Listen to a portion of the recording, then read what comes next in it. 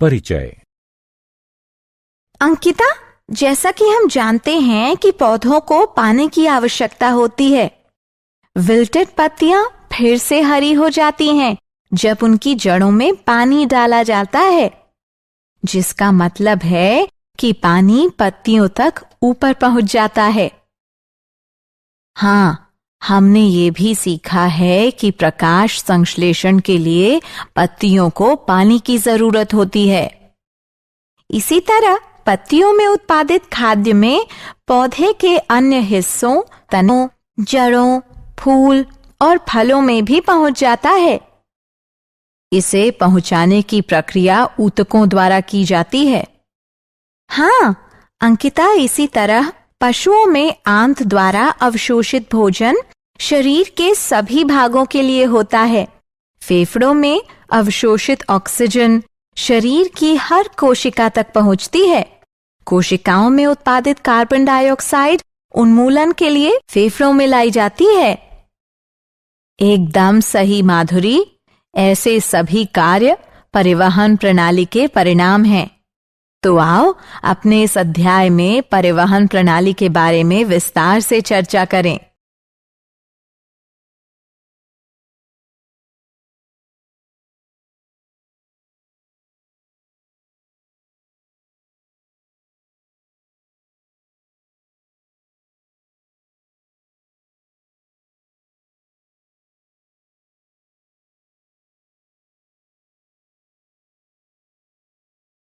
उद्देश्य।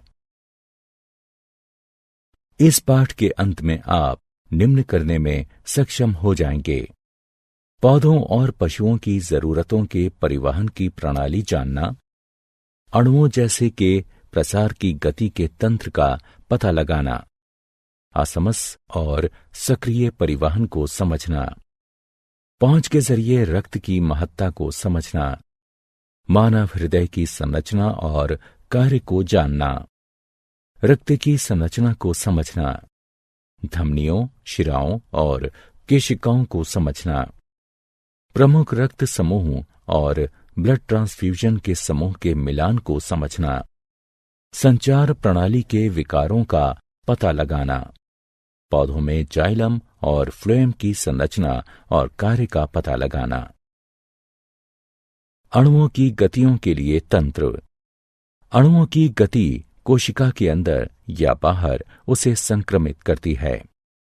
कोशिका झिल्ली चुने हुए पदार्थों का पारगम्य है, जिसका अर्थ है कि यह कुछ अणुओं के प्रवेश और निकास की ही अनुमति देता है। अणुओं की गति जगह लेता है प्रसार, असमस और सक्रिय परिवहन। प्रसार कणों या अणुओं की गति है जो एक क्षेत्र से अपनी उच्च एकाग्रता के एक क्षेत्र के लिए कम एकाग्रता को पहुंचाती है। उदाहरणार्थ, श्वसन के दौरान फेफड़ों में ऑक्सीजन भरी हवा उच्च रक्त नलिकाओं में एकाग्रता से चलती हैं, जो उनमें ऑक्सीजन की कम एकाग्रता के होने पर गतिशील होती हैं। असमस एक गति होती है जिसमें पानी के अणु एक क्षेत्र से ज्यादा पानी के अणुओं के क्षेत्र में कम पानी के अणु वाले क्षेत्र में पहुंच जाते हैं, जब उनको सेमी परमिबिल मेम्ब्रेन से अलग किया जाता है। सेमी परमिबिल मेम्ब्रेन का अर्थ एक मेम्ब्रेन यानी झिल्ली से है, जो कुछ अणुओं जैसे पानी के अणु के माध्यम से गुजारते हैं, लेकिन कुछ अन्य बड़े अणुओं के लिए नहीं। प्रसार या असमस के दौरान कोई ऊर्जा खर्च नहीं होती है। सक्रिय परिवहन अणुओं की गति होती है जो एकाग्रता ढाल के खिलाफ होते हैं, जो ऐसे क्षेत्र से जहां पर एक क्षेत्र से दूसरे क्षेत्र में उच्च एकाग्रता वाली जगह पर पहुंचाता है। सक्रिय परिवहन में ऊर्जा की आवश्यकता होती है।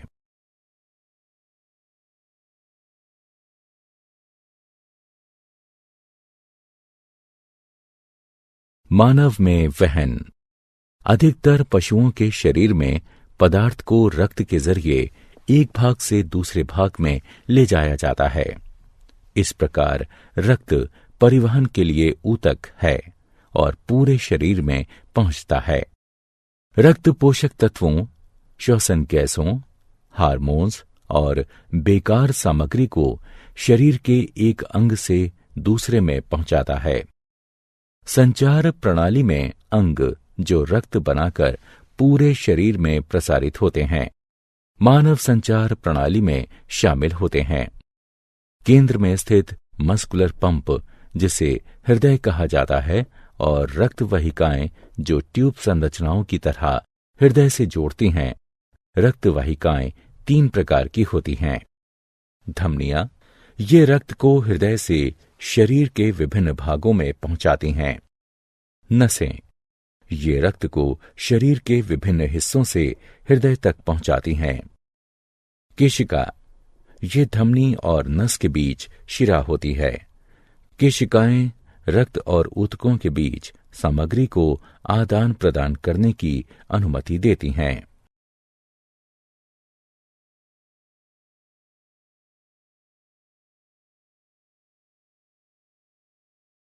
मानव हृदय संरचना। हृदय एक शक्तिशाली मांसपेशियों का अंग होता है जो सीने के ऊपरी भाग में फेफड़ों के बीच होता है। इसमें 4 चैम्बर होते हैं, 2 दाएं और बाएं, एट्रिया, सिंक कोष्ठ, आलिंद भी कहा जाता है इसे, और 2 दाएं और बाएं निलय हैं। हृदय विशेष मांसपेशी कोशिकाओं, जिसे हृदय की मांसपेशी फाइबर भी कहते हैं, जो हमेशा चलती है और बिना आराम किए हमेशा चलती रहती है। संकुचन और विश्राम को 2 धड़कनों के बीच के समय को कहा जाता है, जिसमें वाहिकाएं रक्त को पंप करती हैं। हृदय की धड़कन से शरीर के बाकी सभी अंग उचित तरह से वहन का काम करते हैं। 1 मिनट में सामान्य मानव का हृदय 72 बार धड़कता है। हृदय की धड़कन में असामान्यताओं का पता लगाने के लिए ईसीजी या इलेक्ट्रोकार्डियोग्राफी करवाते हैं।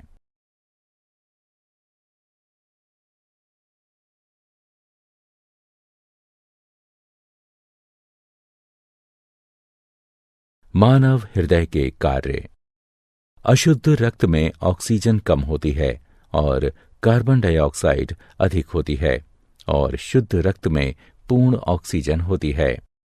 एक बड़ी नस शिरा नसों के माध्यम से अशुद्ध या विऑक्सीजनित रक्त को शरीर के सभी हिस्सों से इकट्ठा करती है और दायां आलिंद को खाली कर देती है।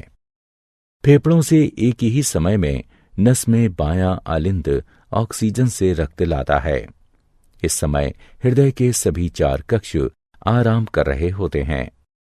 फिर कोष्ठ और अशुद्ध रक्त दायां आलिंद से प्रवेश करते हैं और बायां आलिंद से शुद्ध रक्त बाएं निलय में प्रवेश करता है। हृदय के भीतर वाल्व रक्त को वापस बहने से रोकते हैं। अगले निलय काम करते हैं, जबकि कोष्ठ आराम करते हैं। रक्त शुद्ध होने के बाद 2 फुफ्फुस धमनियों के माध्यम से दाएं निलय से फेफड़ों को जाता है। बाएं निलय से ऑक्सीजन से भरपूर रक्त पंप होकर बड़ी धमनी में जाता है, जिसे महाधमनी कहते हैं। यह ऑक्सीजनित रक्त शरीर के सभी हिस्सों में वहन करता है। नसें अशुद्ध रक्त हृदय को लाती हैं और धमनियां उन्हें शुद्ध करके हृदय से दूर ले जाती हैं। लेकिन यहां 2 अपवाद हैं। फुफ्फुसीय धमनी अशुद्ध रक्त वहन करती है और फुफ्फुसीय शिरा शुद्ध रक्त वहन करती है। रक्त एक संयोजी ऊतक है जो पूरे शरीर में संचालित होता है। यह एक द्रव सा होता है जिसे प्लाज्मा कहते हैं, जिसमें 3 प्रकार की रक्त कोशिकाएं होती हैं, जिन्हें लाल रक्त कोशिकाएं, श्वेत रक्त कोशिकाएं और ब्लड प्लेटलेट्स के नाम से जानते हैं। रक्त कोशिकाएं अस्थि मज्जा से निर्मित होती हैं। लाल रक्त कोशिकाएं आरबीसी या एरिथ्रोसाइटस, ये आकार में गोल और एक लाल रंग की हीमोग्लोबिन नामक वर्णक होते हैं। लाल रक्त कोशिकाओं में कोई नाभिक नहीं होते हैं। आरबीसी ऑक्सीजन को ऊतकों तक ले जाते हैं और फिर वापस कार्बन डाइऑक्साइड ऊतकों से लेते हैं। करीब 5 मिलियन mm³ एरिथ्रोसाइटस रक्त परिसंचारी में होते हैं। श्वेत रक्त कोशिकाएं WBC या ल्यूकोसाइटस। चूंकि ये कोई रंग द्रव नहीं ले जाते, इसलिए इन्हें रंगहीन WBC कहते हैं, जो अनियमित आकार के होते हैं। परिसंचारी खून में 5000 से 7000 mm³ WBC उपलब्ध होते हैं। ये शरीर को संक्रमण से बचाती हैं, जो रोगाणु या एंटीबॉडी बनाने वालों को खा जाती हैं। ब्लड प्लेटलेट्स यानी थ्रोम्बोसाइटस। ये कोशिकाओं के बहुत छोटे टुकड़े होते हैं। इनमें कोई नाभिक नहीं होता। ये रक्त के थक्का बनने में भाग लेते हैं। रक्त के कार्य। रक्त पोषक तत्वों, ऑक्सीजन, कार्बन डाइऑक्साइड, हार्मोन्स और बेकार सामग्री शरीर की जरूरत के हिसाब से वहन करता है। कुछ दवाएं भी शरीर में रक्त के माध्यम से दी जाती हैं। लसिका। लसिका भी एक संचार तरल पदार्थ है और लसिका वाहिकाओं में बहती हैं। ये हल्के पीले रंग की होती हैं। ये हमेशा ऊतकों में एक ही दिशा से हृदय तक पहुंचती हैं। कोशिकाओं को लिम्फोसाइट कहते हैं, जिनमें लसिका होती है और शरीर को संक्रमित होने से बचाती है। लसिका आंत से शरीर के अन्य भागों में पचा वसा वहन करती है। यह प्रोटीन और तरल पदार्थ को ऊतकों से वापस कर देती हैं। रक्तदाब। रुधिर वाहिकाओं की भित्ति के विरुद्ध जो दाब लगता है, उसे रक्तदाब कहते हैं। यह दाब शिराओं की अपेक्षा धमनियों में बहुत अधिक होता है। धमनी के अंदर रुधिर का दाब निलय संकुचन के दौरान प्रकुंचन यानी संकुचन दाब तथा निलय अनुशिथिलन के दौरान धमनी के अंदर का दाब अनुशिथिलन दाब कहलाता है। सामान्य प्रकुंचन दाब लगभग 120 mmHg यानी पारा तथा अनुशिथिलन दाब लगभग 80 mmHg यानी पारा होता है। रक्तदाब को जिस उपकरण से मापते हैं, उसे रक्तदाब मापी यानी स्फाइगोमोमैनोमीटर कहते हैं। उच्च रक्तदाब को हाइपरटेंशन भी कहते हैं और इसकी वजह से रक्त के प्रवाह में बड़ा अवरोध हो जाता है और रक्त का प्रवाह नहीं हो पाता। इससे एक धमनी और आंतरिक रक्तस्राव का खतरा हो सकता है। संचार प्रणाली से संबंधित विकार। हृदयाघात जैसे अन्य अंगों, हृदय को भी भोजन और ऑक्सीजन की आवश्यकता होती है। जब हृदय को आपूर्ति करने वाली धमनियां मोटी हो जाती हैं या ज्यादा वसायुक्त भोजन की वजह से हृदय की मांसपेशी कोशिकाएं पर्याप्त धड़कन को हासिल नहीं कर पाती, हृदयाघात तब होता है जब ईसीजी असामान्य हो और इसके उपचार के तरीके हैं। रक्ताल्पता। जब हीमोग्लोबिन स्तर एक दिए गए बिंदु से कम पर आ जाता है तो उस स्थिति को रक्ताल्पता यानी एनीमिया कहते हैं।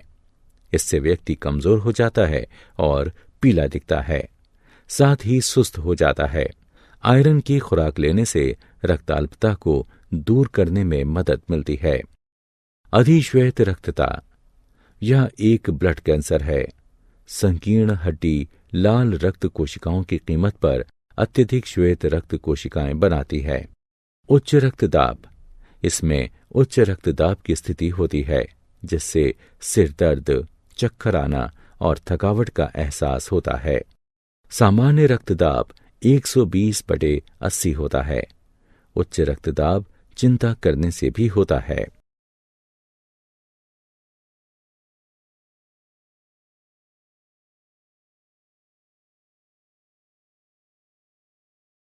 पादपों में परिवहन। पानी का परिवहन पादपों की जड़ों को पानी और खनिज मृदा से हासिल होता है। हमने पहले भी सीखा है कि पानी जड़ों से पत्तियों को ऊतकों, जाइलम और फ्लोएम द्वारा प्रकाश संश्लेषण की क्रिया से उनकी आवश्यकता की पूर्ति करता है। ट्रेकीट और वाहिकाओं, जो जाइलम की निर्जीव कोशिकाएं होती हैं, पानी को जड़ से लेकर मृदा से पत्तियों तक पहुंचाती हैं।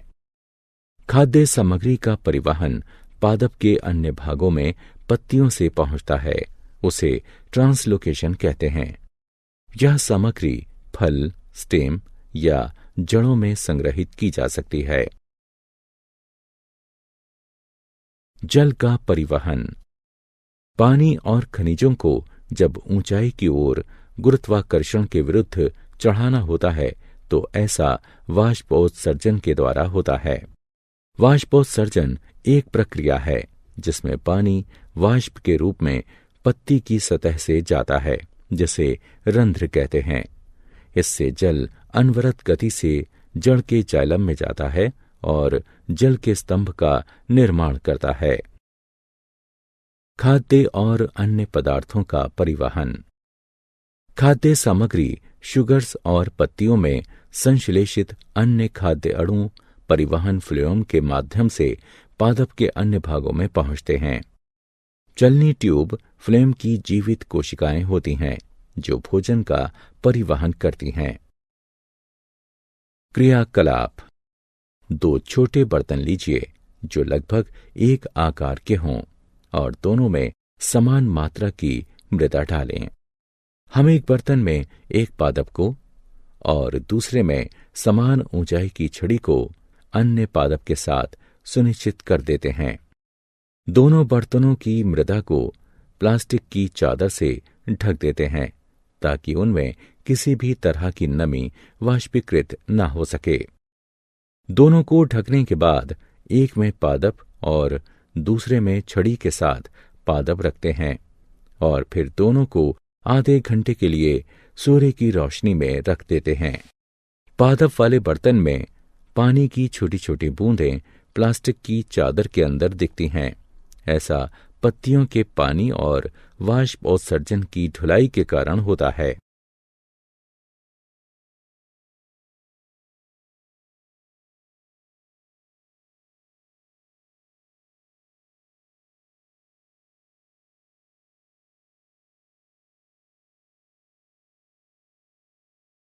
क्या आप जानते हैं हीमोग्लोबिन की मात्रा पुरुष और महिलाओं में भिन्न भिन्न होती है। पुरुषों में इसका सामान्य स्तर 14.5 प्लस और माइनस 2 ग्राम प्रतिशत है। महिलाओं में इसका सामान्य स्तर 12 प्लस और माइनस 2 ग्राम प्रतिशत है। मानव में रक्त हृदय के माध्यम से एक पूरे चक्र में 2 बार गुजरता है, इसलिए इसे द्विपरिसंचरण कहते हैं। सीनो-आर्टेरियल यानी SA नोड छोटी मात्रा में विशिष्ट मांसपेशी कोशिकाओं की दीवार के दाएं कोष्ठ में पाया जाता है, जो वीना कावा के निकट खुलता है। ये ऊतक हृदय की धड़कन को संतुलित रखता है।